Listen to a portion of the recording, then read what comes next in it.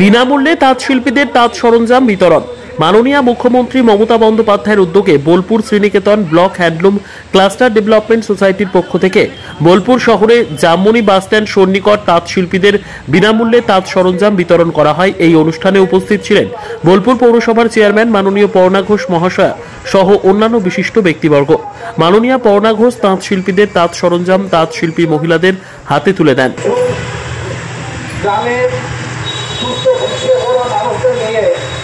আমরা একটা society form করেছিলাম। সেই সোসাইটির মূল উদ্দেশ্য ছিল গ্রামে পিছিয়ে পড়া আর্থিক সামাজিকভাবে শিক্ষা দিয়ে সেই শিক্ষার মাধ্যমে তাদের রুজিরুটির ব্যবস্থা করা, এটাই ছিল আমাদের সোসাইটির মূল উদ্দেশ্য। সেই উদ্দেশ্যটা যত দিন যাচ্ছে আস্তে আস্তে ম্যাডামকে আমি বলছি, ম্যাডাম শুনে আনন্দ পাবে। 2016 সালে আমাদের মাননীয় মুখ্যমন্ত্রী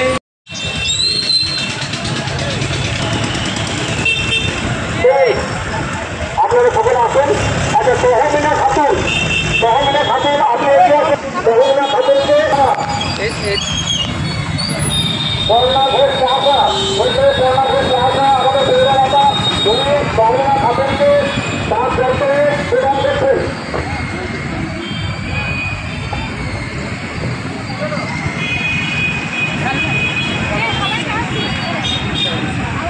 অনেক অনেক ধন্যবাদ আমাদের মাননীয় ম্যাডাম।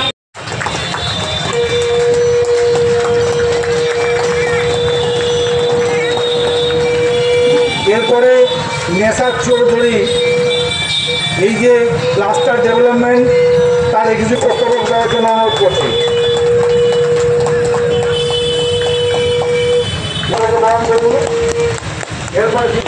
এরপরে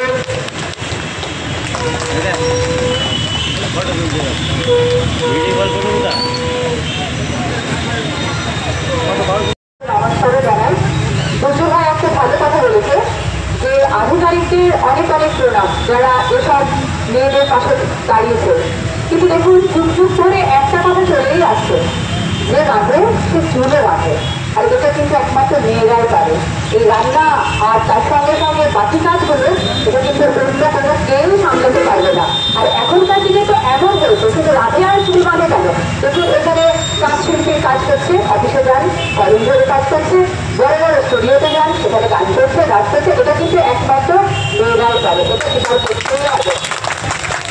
আর দেখুন, সবাই যে সরকারি চাকরি করবে এমন কিন্তু নয়, সরকারি চাকরি পাওয়া সমস্ত মেয়েদের পক্ষে হতেও না।